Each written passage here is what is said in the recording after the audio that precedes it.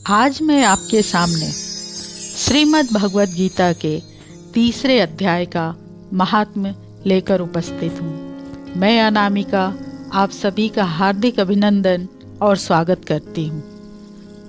कृपया अपना साथ और सहयोग बनाए रखें। जो भी इस चैनल को अभी तक सब्सक्राइब नहीं किया है, कृपया ज़रूर कर लें और सब्सक्राइब बटन के बगल में बेल आइकन है, उसे प्रेस कर दें, जिससे कि हर नए वीडियो का नोटिफिकेशन आपको प्राप्त होता रहे। तो मैं शुरू करती हूँ श्रीमद् भगवद गीता के तीसरे अध्याय का हिंदी अनुवाद।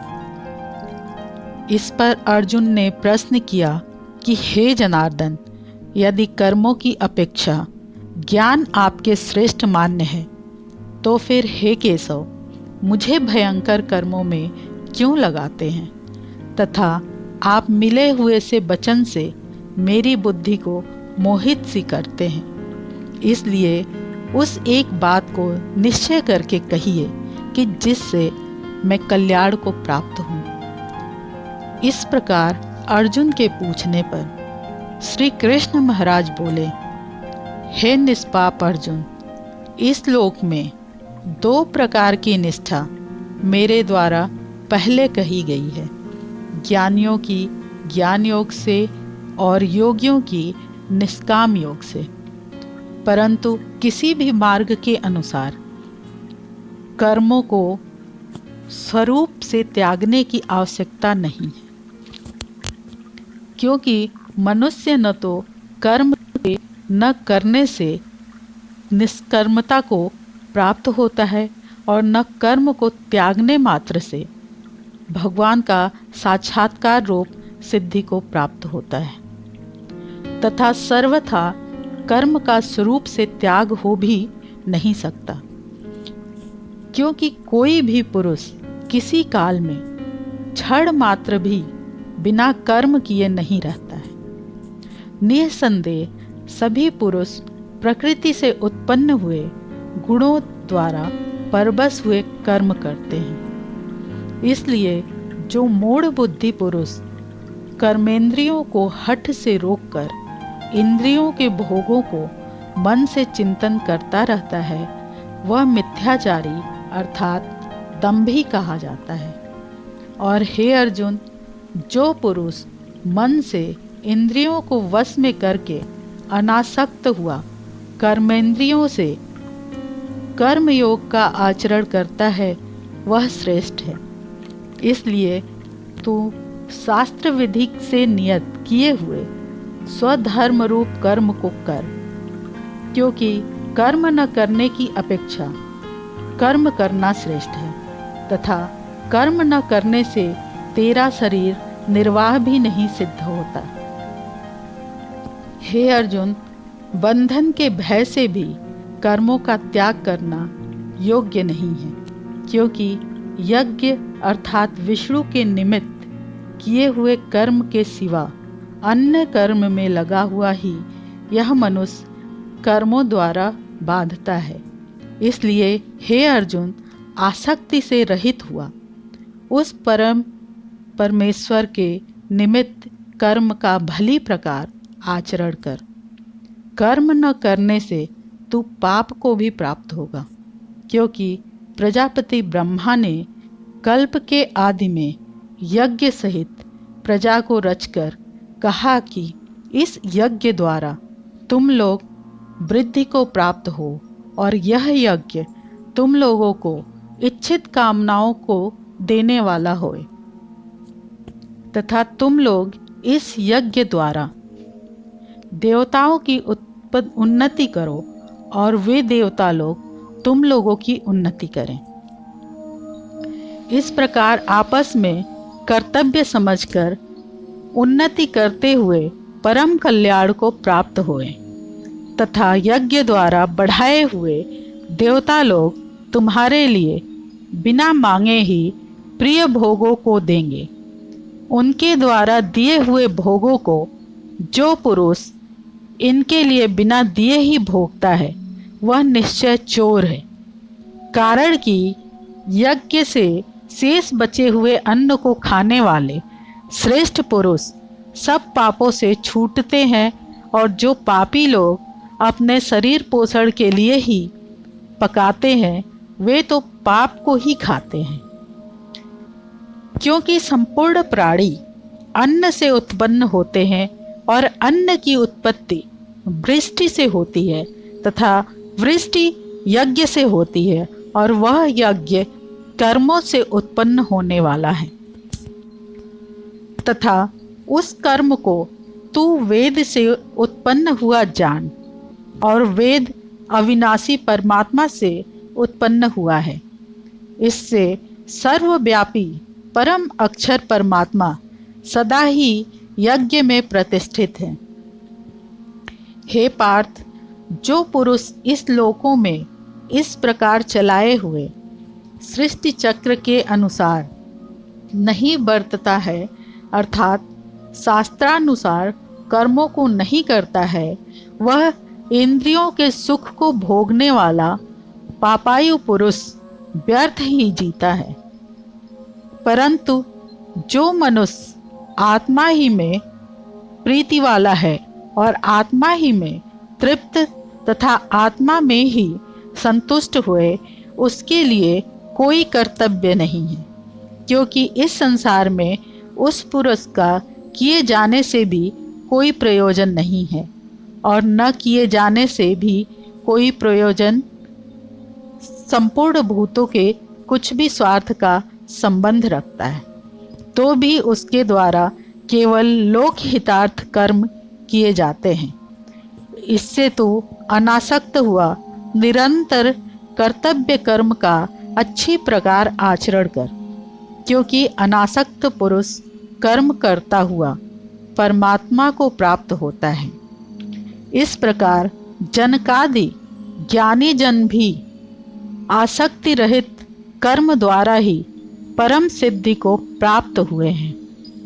इसलिए तथा लोक संग्रह को देखता हुआ भी तू कर्म करने को ही योग्य है, क्योंकि श्रेष्ठ पुरुष जो जो आचरण करता है, अन्य पुरुष भी उसके ही अनुसार बरतते हैं।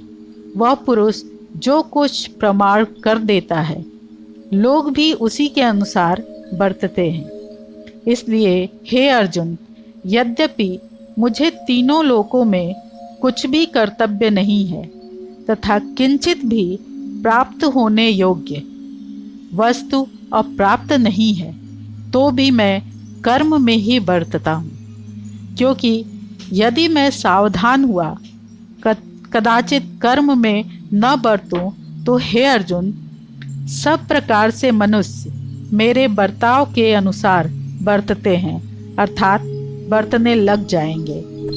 तथा यदि मैं कर्म न करूं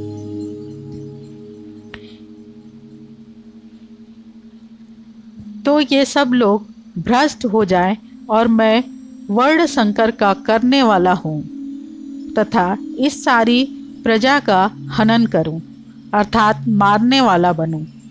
इसलिए हे भारत, कर्म में आसक्त हुए अज्ञानी जन जैसे कर्म करते हैं, वैसे ही अनासक्त हुआ विद्वान भी लोक शिक्षा को चाहता हुआ कर्म करे। ज्ञानी पुरुष को चाहिए कि कर्मों में आसक्ति वाले अज्ञानियों की बुद्धि में भ्रम अर्थात कर्मों में अश्रद्धा उत्पन्न न करे, किंतु स्वयं परमात्मा के स्वरूप में स्थित हुआ और सब कर्मों को अच्छी प्रकार करता हुआ उनमें भी वैसे ही करवाए। हे अर्जुन, वास्तव में संपूर्ण कर्म प्रकृति के गुणों द्वारा किए हुए हैं, तो भी अहंकार से मोहित हुए अंतःकरण वाला मैं पुरुष, मैं करता हूँ, ऐसे मान लेता है। परंतु हे महाबाहो, गुण विभाग और कर्म विभाग के तत्व को जानने वाला ज्ञानी पुरुष संपूर्ण गुणों में बरतते हैं, ऐसे मानकर नहीं आसक्त होता है। और प्रकृति के गुणों से मोहित हुए पुरुष गुण और कर्म में आसक्त होते हैं, उन अच्छी प्रकार न समझने वाले मूर्खों को अच्छी प्रकार जानने वाला ज्ञानी पुरुष चलायमान न करे। इसलिए हे अर्जुन, तू ध्याननिष्ठ चित्त से संपूर्ण कर्मों को मुझ में समर्पण करके आशा रहित और ममता रहित होकर संताप रहित हुआ युद्ध कर।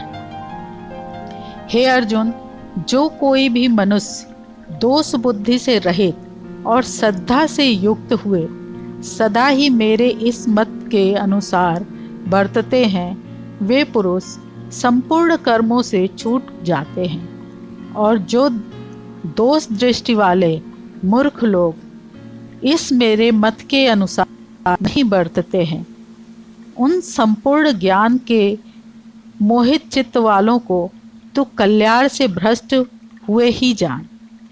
क्योंकि सभी प्राणी प्रकृति को प्राप्त होते हैं, अर्थात अपने स्वभाव से परवश हुए कर्म करते हैं। ज्ञानवान भी अपनी प्रकृति के अनुसार चेष्टा करता है, फिर इसमें किसी का हठ क्या करना। इसलिए मनुष्य को चाहिए कि इंद्रिय अर्थात सभी इंद्रियों के भोगों में स्थित जो राग और द्वेष है, उन दोनों के वश में नहीं होए, क्योंकि इसमें वे दोनों ही कल्याण मार्ग में विघ्न करने वाले महान शत्रु हैं। इसलिए उन दोनों को जीतकर सावधान हुआ स्वधर्म का आचरण करे, क्योंकि अच्छी प्रकार आचरण करते हुए दूसरे के धर्म से गुण रहित भी अपना धर्म अति उत्तम है। अपने धर्म में मरना भी कल्याणकारक है और दूसरे का धर्म भय को देने वाला है। इस पर अर्जुन ने पूछा, हे कृष्ण, फिर यह पुरुष बलात् लगाए हुए के सदृश न चाहता हुआ भी किससे प्रेरा हुआ पाप का आचरण करता है। इस प्रकार अर्जुन के पूछने पर श्री कृष्ण महाराज बोले, हे अर्जुन, रजोगुण से उत्पन्न हुआ यह काम ही क्रोध है। यह ही महाअसन अर्थात अग्नि के सदृश भोगों से न तृप्त होने वाला है और बड़ा पापी है। इस विषय में इसको ही तू वैरी जान। जैसे धुएं से अग्नि और मल से दर्पण ढका जाता है, तथा जैसे जोर से गर्भ ढका हुआ है, वैसे ही उस काम के द्वारा यह ज्ञान ढका हुआ है। और हे अर्जुन, इस अग्नि सदृश न पूर्ण होने वाले काम रूप ज्ञानियों के नित्य वैरी से ज्ञान ढका हुआ है।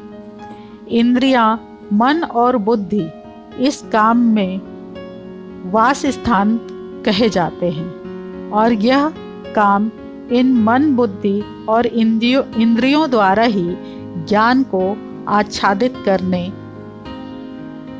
तथा इस जीवात्मा को मोहित करता है।